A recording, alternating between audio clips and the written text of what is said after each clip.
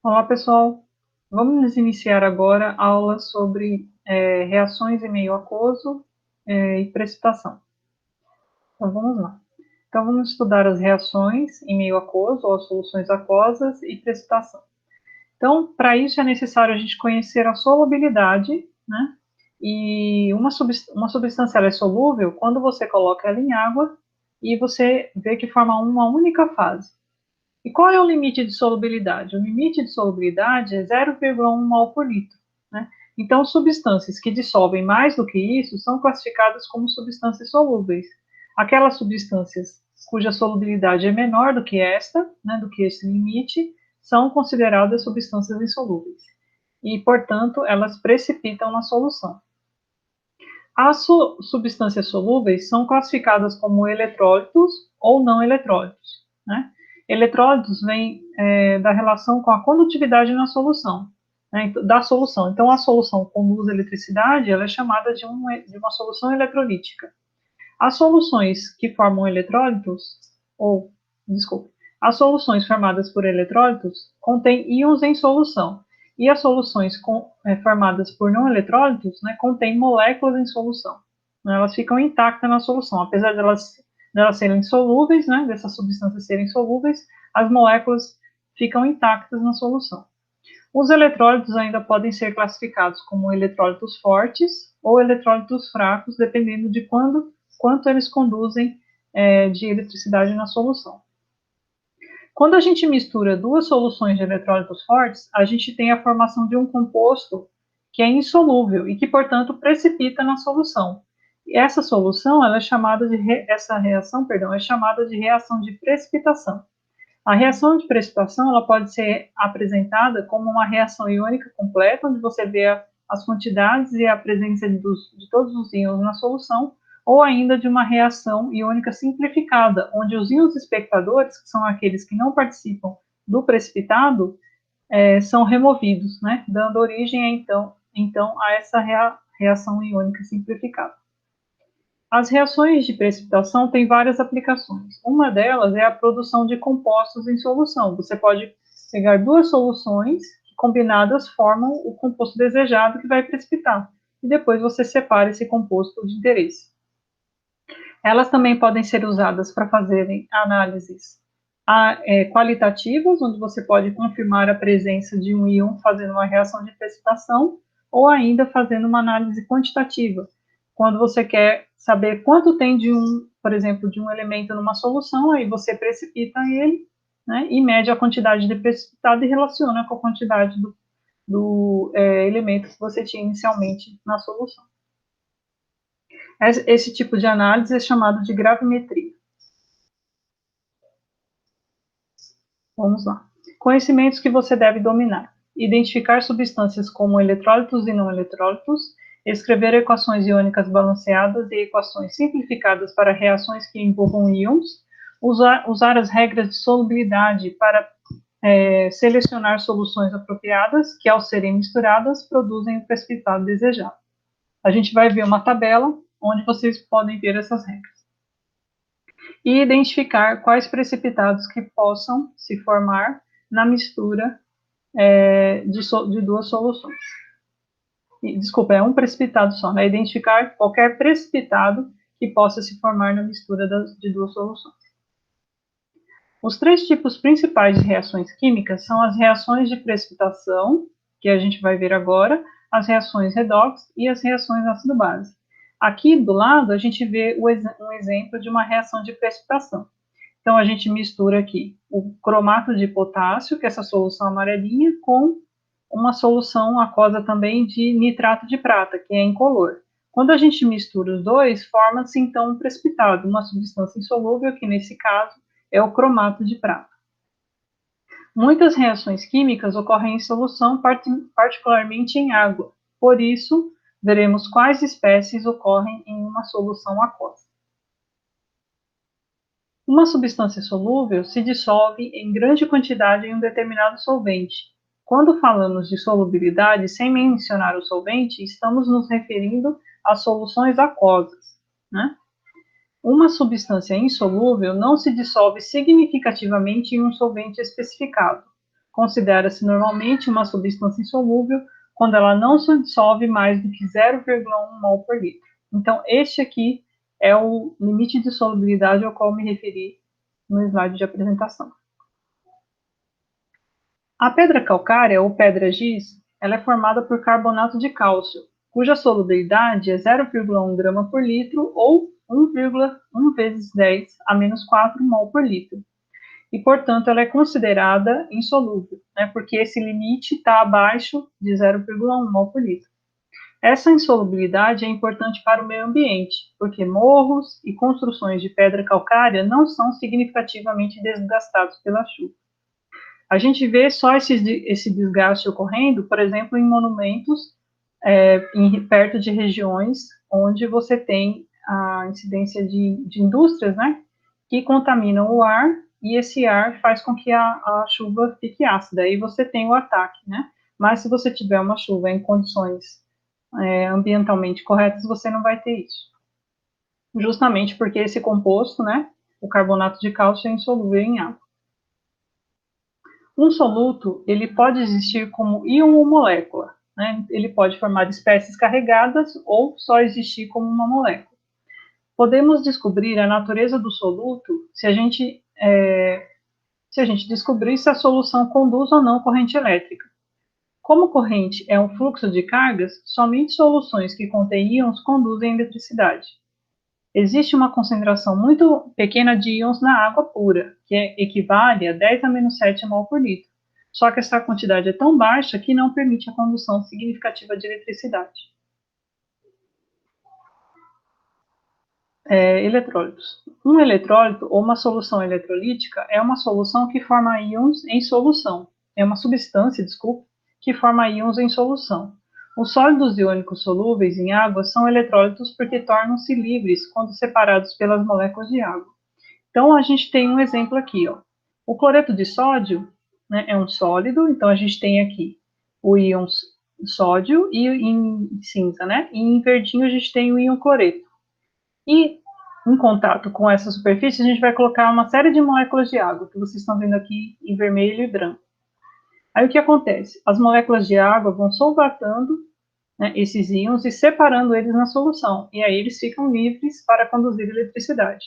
Então a gente está vendo que esse é um composto que é um eletrólito e forma uma solução eletrolítica.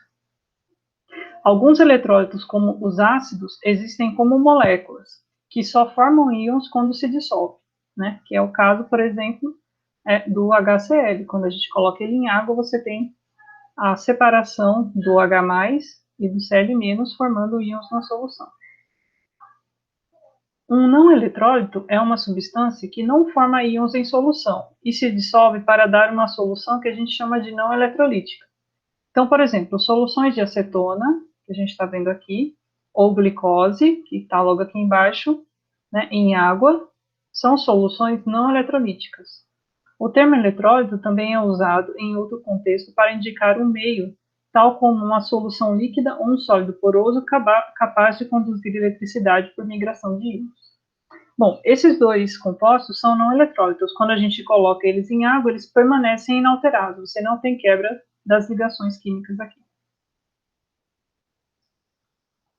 Exceto pelos ácidos, a maioria dos compostos orgânicos que se dissolvem em água formam não eletrólitos. As moléculas do soluto ficam intactas e dispersas no solvente.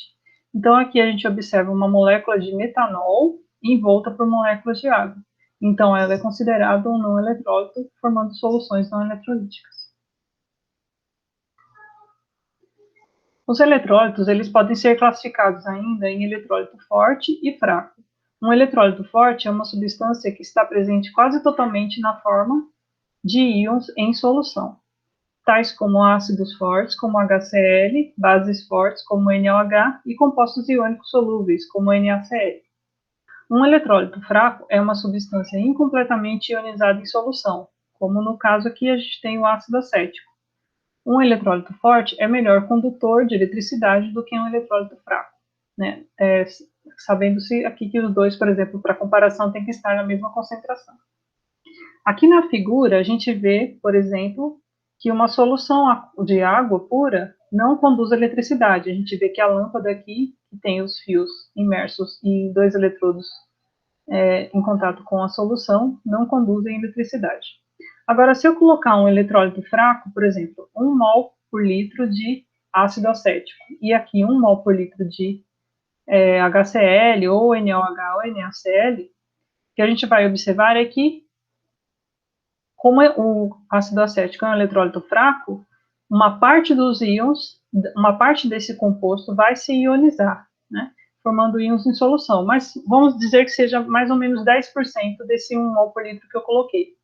Aqui, esse daqui mostra que a solução está conduzindo mais eletricidade. Por quê? Porque um eletrólito forte, quando a gente coloca, né, em solução, ele se ioniza completamente.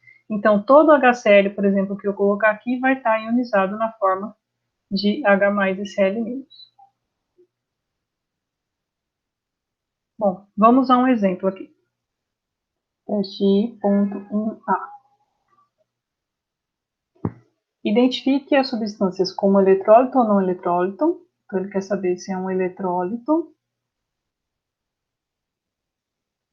ou não eletrólito.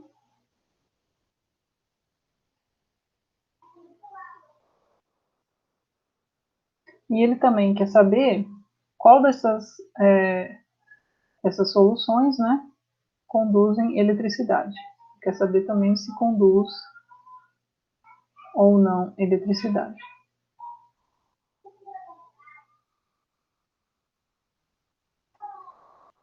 Então, o A é o NaOH.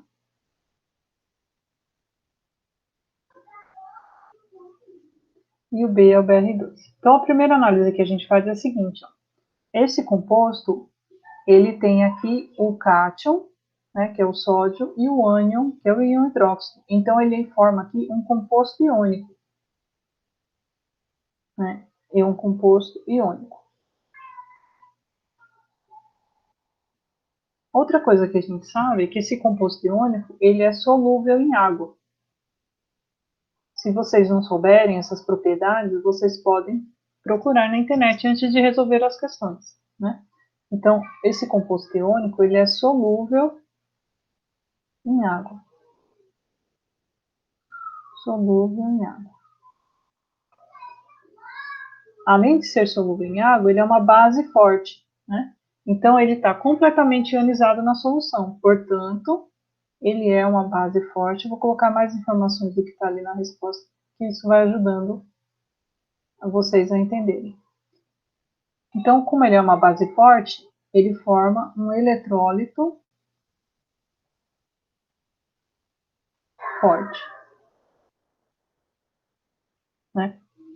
Então, ele é um eletrólito e um eletrólito forte. A gente já respondeu aqui a primeira pergunta. E ele também conduz eletricidade. Se ele é um eletrólito, ele conduz eletricidade.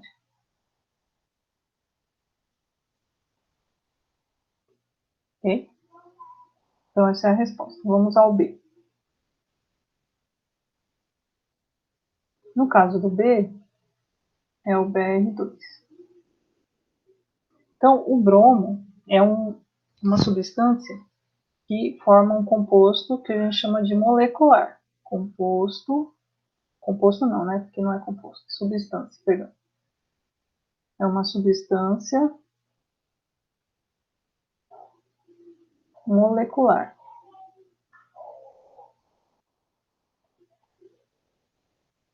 Né? Ela só tem ligações covalentes, ó. Eu tenho 2 não metais ligados aqui. Né? E não é um ácido, porque existem substâncias moleculares que são ácidos, né? Que são eletrólitos, mas como ela não é um ácido, né? A gente vai classificar isso aqui como um não eletrólito. E se é um não eletrólito, não conduz eletricidade.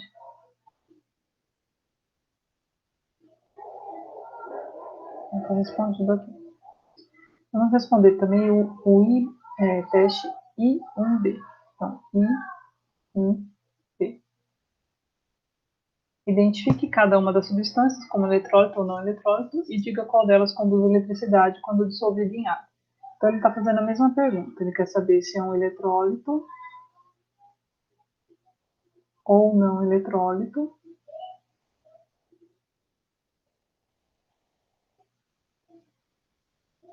E ele também quer saber se conduz eletricidade.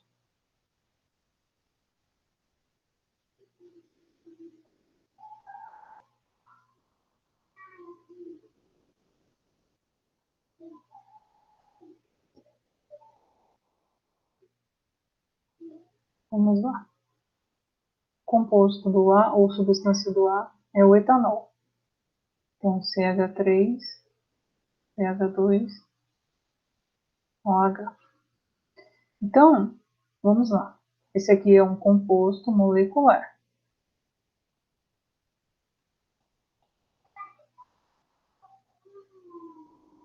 Ele não é um ácido. Portanto, se ele não é um ácido, ele é um composto que só tem ligações covalentes, né? E não é um ácido, é um composto orgânico e não é um ácido molecular.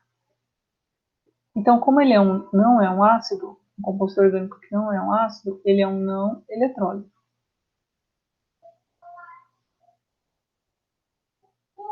E se ele é um não eletrólito, ele não conduz eletricidade.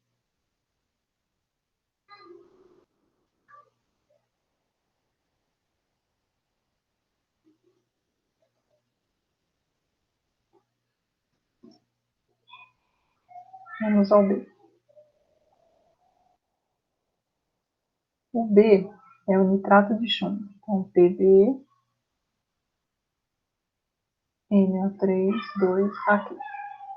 Como ele já pôs aqui AQ pra gente, ele colocou isso nos dois, né? Ele está dizendo pra gente que esses compostos são solúveis em água, né? Bom, então o PbNO3, ele é um composto iônico.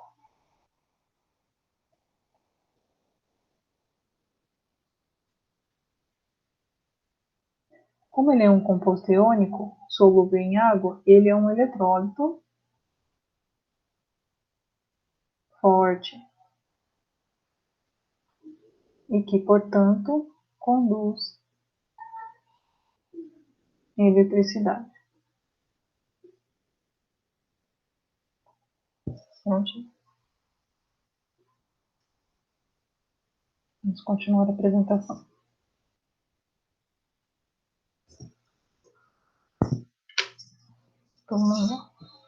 Então, reações de precipitação. Em uma reação de precipitação, forma-se um produto sólido insolúvel quando duas soluções eletrolíticas fortes são misturadas. Então, eu estou misturando aqui o nitrato de prata com o cloreto de sódio. Aí o que acontece? Ó, forma um composto insolúvel, que é o cloreto de prata, e o nitrato de sódio. A gente observa aqui ó, que o cátion do primeiro composto se combina com o ânion do segundo composto. E o ânion do primeiro composto se combina com o cátion do segundo composto. Né? Bom, essa equação está balanceada. A gente vê aqui que tem uma prata, um nitrato em cada lado, um íon sódio em cada lado e um cloreto em cada lado. Uma equação iônica completa de uma reação de precipitação mostra todos os íons dissolvidos. Então, a gente vai aqui separar o cátion e o ânion e colocá-los aqui em solução. Então, fica prata aqui, nitrato aqui, mais sódio aqui, mais cloreto aqui, formando a GCl sólido, né, que vai estar, os dois íons vão estar unidos, ligados na solução, formando um sólido, um precipitado. Já o nitrato de sódio vai estar na forma iônica, separada, né, os íons solvatados em solução. O cancelamento dos íons espectadores, que são aqueles íons presentes, mas que não participam da formação do precipitado, são o nitrato e o sódio. Então, eu cancelo eles. Né? O cancelamento dos íons espectadores leva à equação iônica simplificada. Então, na equação iônica simplificada, só tem o cátion e o ânion que formam o precipitado.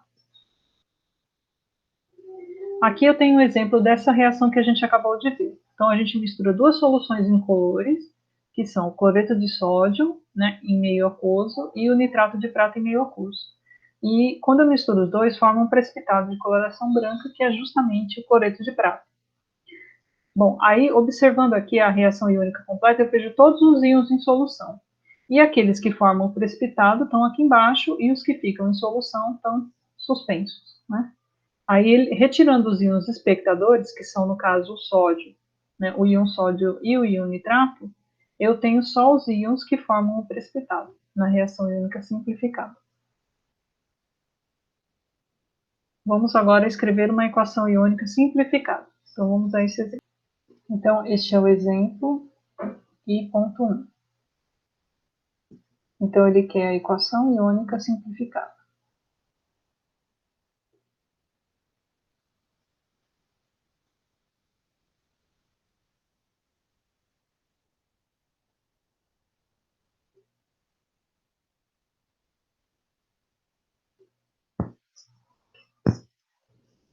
Quando duas soluções concentradas de nitrato de bário, então vamos lá.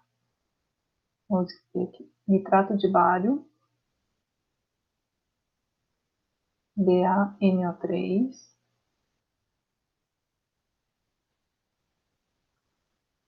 mais iodato de amônio, então, deixa eu reescrever de novo, que eu preciso de espaço para balancear. Eu quero só ter arrastado, peraí. Volta aqui.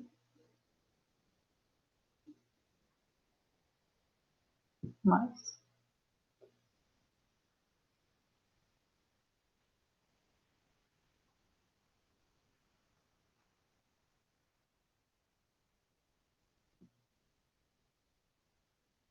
Mais nitrato, iodato, perdão, de amônio, então, NH4,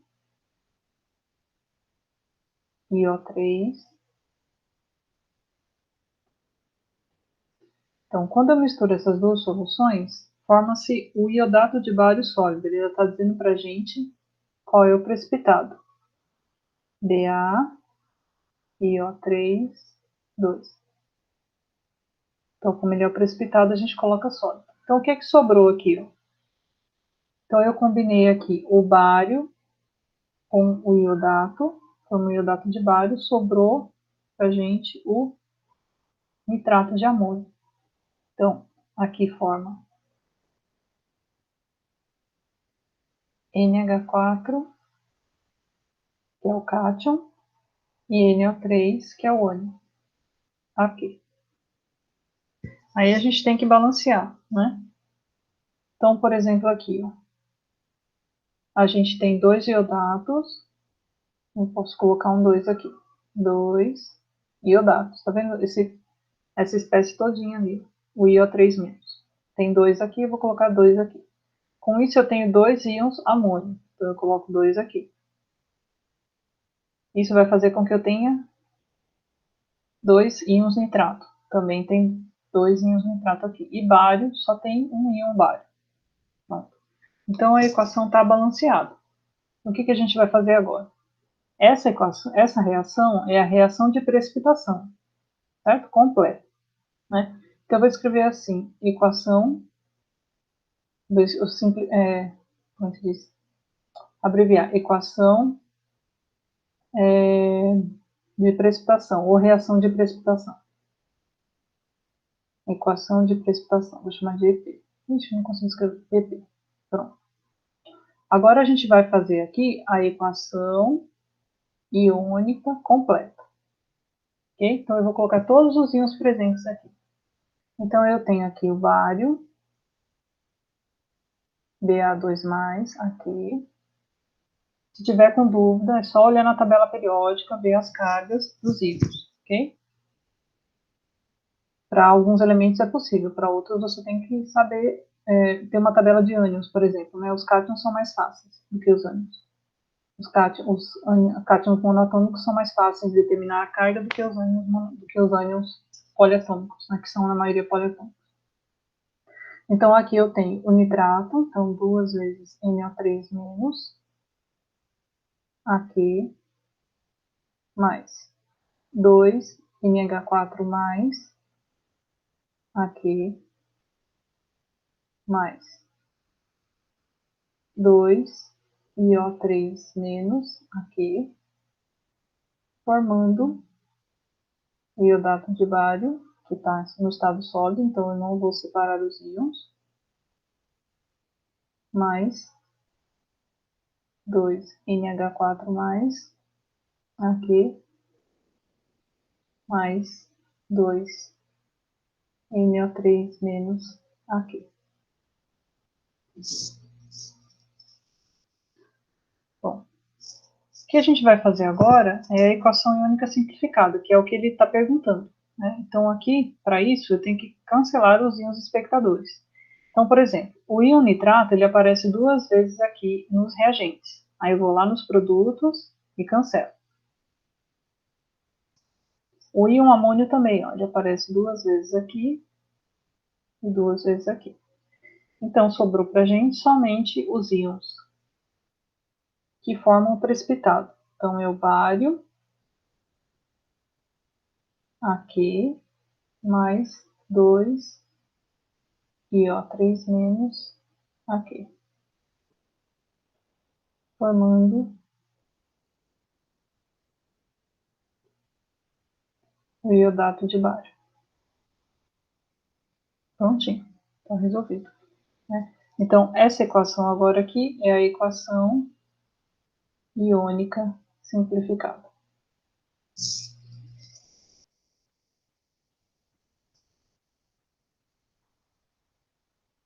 Vamos continuar a apresentação.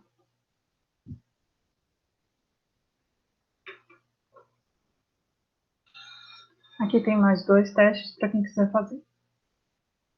Aplicações da precipitação. As reações de precipitação ela tem várias aplicações. Uma delas é a produção de compostos. Então, você combina soluções que produzam um composto insolúvel, né? Depois você separa esse composto da mistura por filtração. Você também pode usar as reações de precipitação para fazer uma análise qualitativa.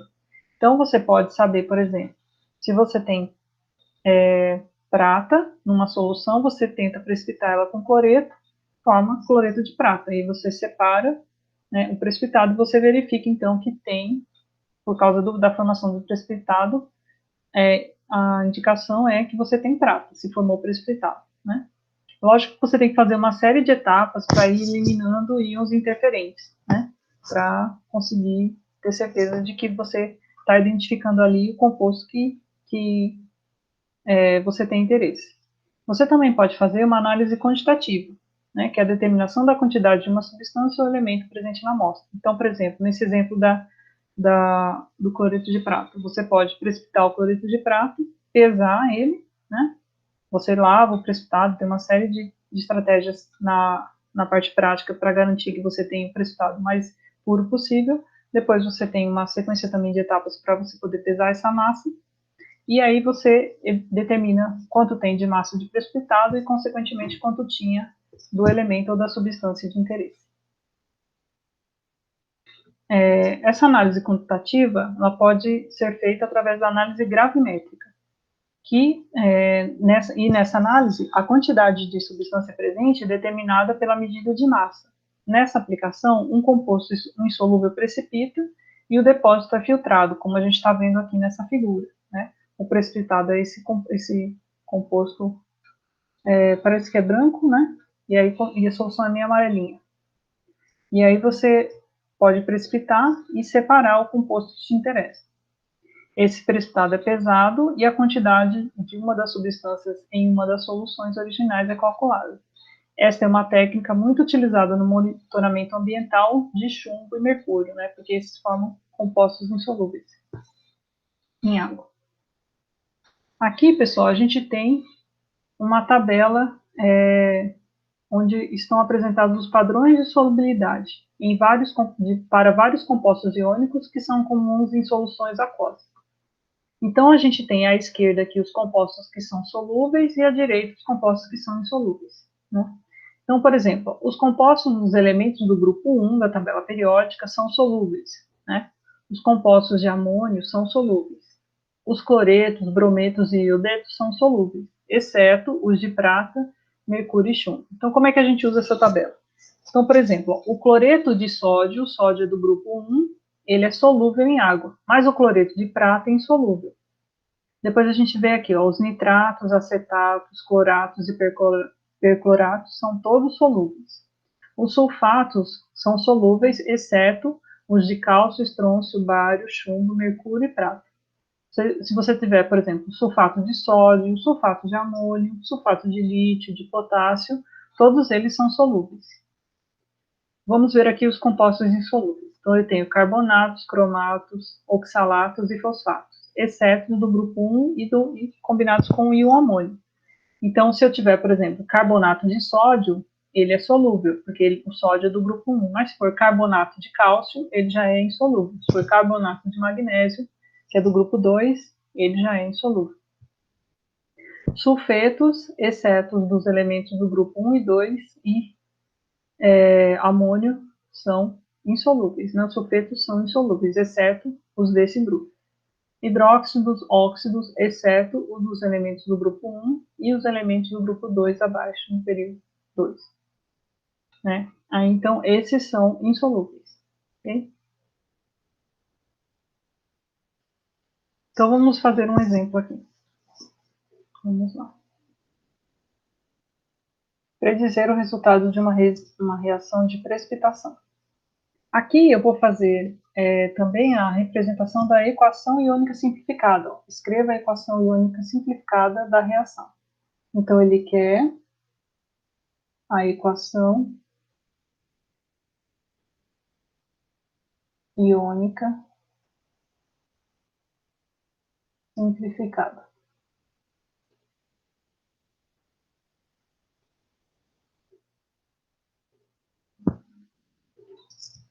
Então, vamos lá.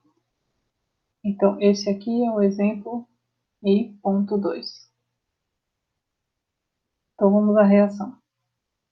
Prediga os produtos que provavelmente se formam quando duas soluções de fosfato de sódio, então, fosfato de sódio, Na3,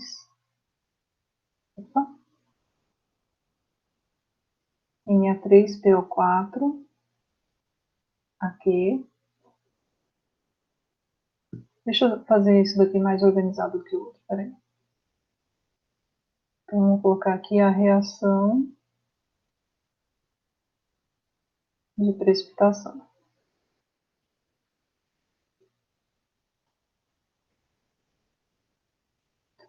Então, vamos lá.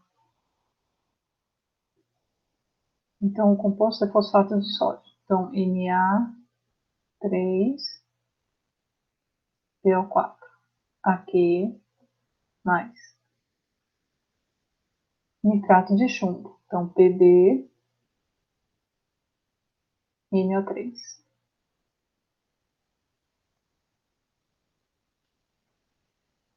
PbNO3. 2, por causa da carga aqui. A gente sempre tem que ir balanceando o composto em função das cargas. Então, aquoso vai formar o que aqui? Então, eu vou combinar Na com NO3 e Pb com PO4. Então, vai formar aqui Pb, PO4. Aí, a carga do fosfato é 3. Então, eu coloco 3 aqui. E a carga do chumbo é 2. Então, fica 2 aqui. Então, vamos lá. Fosfato de chumbo. Então, vamos dar uma olhadinha na tabela que a gente acabou de ver. Fosfato de chumbo. Então, os fosfatos são insolúveis, exceto os do grupo 1 e amônio. Então, como é um fosfato de um metal de transição, ele é insolúvel. Então, a gente vai colocar lá que ele é o precipitado. Mais nitrato de sódio. Então, NaNO3. Os dois têm carga 1. Aqui. Esse aqui é solúvel, nitrato de sódio. Se quiser confirmar, é só dar uma olhada lá na tabelinha. Opa! Então, aqui, ó, os nitratos são solúveis. Vendo, todos os nitratos são solúveis. Então, o nitrato de sódio é solúvel. Agora, a gente tem que balancear. Então, eu estou vendo aqui, ó, que tem 3 sódio aqui e 6 nitratos. Vamos começar por aqui. 2 vezes 3, 6. Então, tem 6 nitratos. Sódio, a gente tem 6, então eu tenho que multiplicar aqui por 2. Né? Chumbo tem 3. Opa, deu errado aqui. Vamos voltar. Deixa eu ver de novo aqui. Chumbo 3. Se eu colocar 3 aqui, vai aumentar, né? Ah, não. Peraí. Tá certo. Nitrato. Peraí. Sódio. 2 vezes 3, 6. Deixa eu só conferir aqui, pra ver se tá correto. Peraí.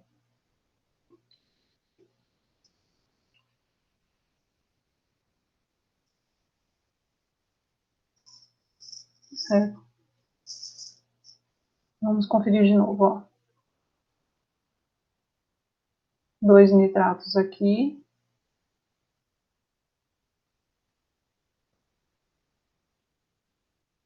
Vezes 3 dá 6. 6 sódio. Pronto, tá certo. Então, agora a gente vai fazer a representação da equação iônica completa.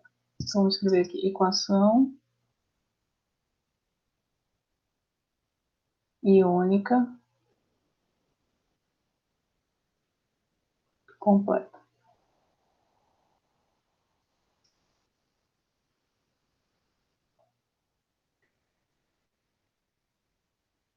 Peraí, vamos fazer o seguinte. Vamos lá. 2 vezes 3 vai dar 6. Então, eu tenho 6Na mais AQ mais 2PO4, 3 menos AQ,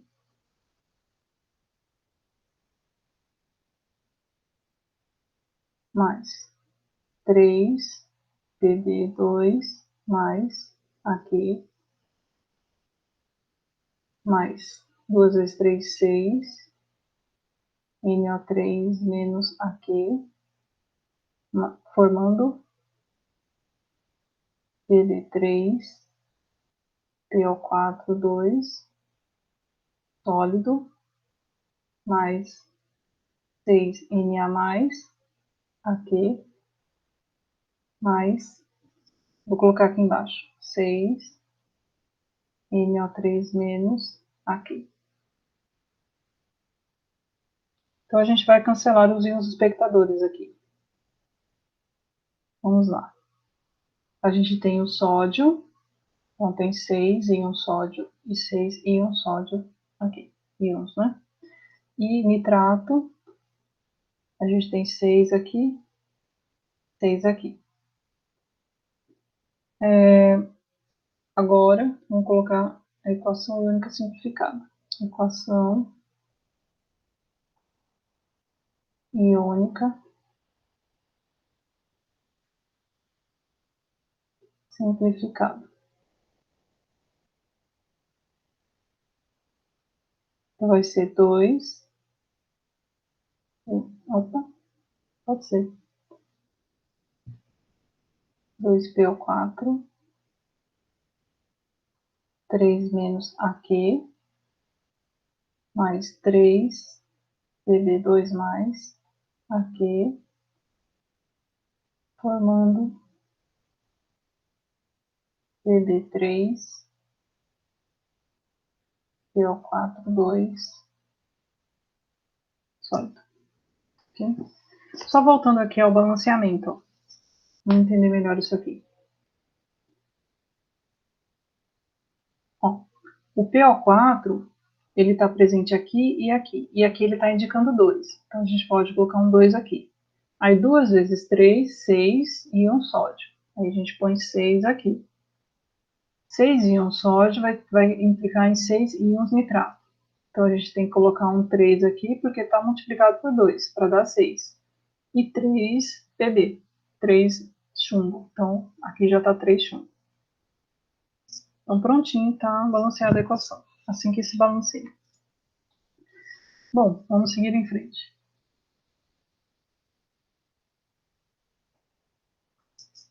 Então, aqui está o exercício que a gente acabou de fazer, tem mais 2 exemplos, se vocês quiserem continuar, né, nesse assunto.